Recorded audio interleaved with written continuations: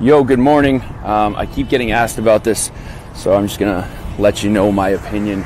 I am talking about the assassination attempt on former President Donald Trump. And I know everyone's gonna have some crazy opinion. Everyone's gonna have a different opinion. It's gonna be very wild for the next little while, but just if you don't know me or are new to this page, I spent just about 17 years in the military, just about 14 of which were at Tier 1 Special Operations Unit called JTF-2. Our sniper team has the world record for the longest confirmed sniper kill. And a huge part of our job while I was there and while I was a sniper was doing close protection for VIPs up to and including the Prime Minister when he would go to dangerous countries like Iraq or Afghanistan. We would be in charge of that security. So I'm very familiar with the layout of these types of things and what the jobs should be. And yesterday, what happened, I have no doubts in my mind that the shooter had help from somewhere within an agency, an organization, or the government. The second I saw that aerial photo of what they were saying happened, it immediately made no sense to me. You cannot, in broad daylight, get onto a rooftop within, it looked like maybe a couple hundred yards, if that. You can't get into that position with a gun when there's a president speaking. It cannot be done. It's not like, you don't even need to be a sniper to know that it's the most fucking obvious thing, an obvious place in the whole world. You could be a 7th grader. Like, what do we need to do for security here? Well, let's look at these rooftops that are almost within zeroing range of a rifle.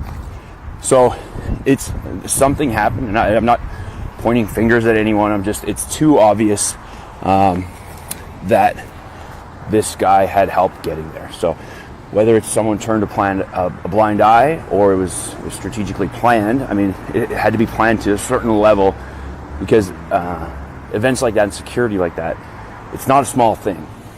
And that is the most obvious place to be. On top of that, I find it very strange that, if the story that comes out is like, oh yeah, he snuck into position and he got set up and nobody saw him, it was an oversight, security and Overwatch, and we just made a mistake, sorry.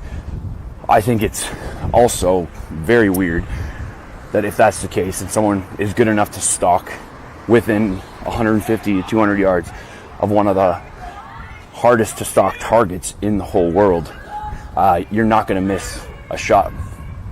You're not going to miss that shot. Like, if you have the skill set to get in there, avoiding all of these security, all the different layers of security, then you will have the skill set to hit that first round. It doesn't make any sense. So my opinion is, and whether this comes out now or way later, is that this guy had help from somewhere. And I think it's obviously concerning. It's going to be wild. I think it's all you're going to see for the next little while. Anyway, just because I keep getting asked, that's my 2 cents.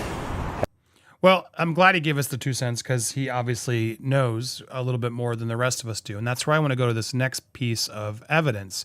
Here is the time that was taken. A lot of people have compiled this footage of the incident. I want to play it for you so you can see it and echo what he just said. And I may do another video and mention this clip a lot because it's very helpful. But I want you to see how much time Secret Service had before the shot went off, and they knew. He was doing his job. I wouldn't even be doing this. I'd be at some beautiful place with a gorgeous ocean. Look, they're all pointing. The Atlantic, maybe the Pacific. Yeah, someone's on top of the roof. Look. They There he is right there. Roof. Right there, you see him? He's laying down, you see him? Yeah, he's laying down. And still I'm here with you fighting like hell to get a senator. What's happening? Civilians and noticing it. it. We'll take back the White House, because if we do, we're going to make America better than ever before. We're going to make it. Yeah, look. And it's There not he is. easy. Officers have been alerted. Look how the seconds are going by as he's inching around on that roof, sneaking in place. We have criminals. He's We on have the roof. He's drug right. dealers. We have people that Right should not be here, here. right on the And roof. it's much tougher than if it happened. He went We right have the on the strongest roof, big border guy. ever. In recorded history, we had the best border. In fact, if they could ever put up a chart, I don't know if they can do it. Do you guys have access to that chart that I love so much? You don't mind if I go off teleprompter, do you? Because these teleprompters are so damn boring, I try and explain that. Oh, there's it. Wow. You guys are doing it. They're getting better with time. My guys, take a look at that chart. Take a look at the arrow on the bottom. See the big red arrow, right? Look how So much that's where time I has left passed. office. That Still was nothing. the lowest point, and that comes right from the He's now able government to aim, services. get in place. Comes right out of Border Patrol. And I want you to, again, I'm pausing the time, pausing the clock, as he just eloquently sort of pointed out to all of us, look at this image again. You got a sniper on this roof. Where else is he checking? Like, hello? Elevated rooftop from 430 feet away right here. What's going on? What? How did this get missed? Take a look at that. So that arrow is the lowest amount of illegal immigration ever in recorded history into our country. And then And look at the time going by. the worst president in the history of our country took over. And look what happened to our country. Probably 20 million people.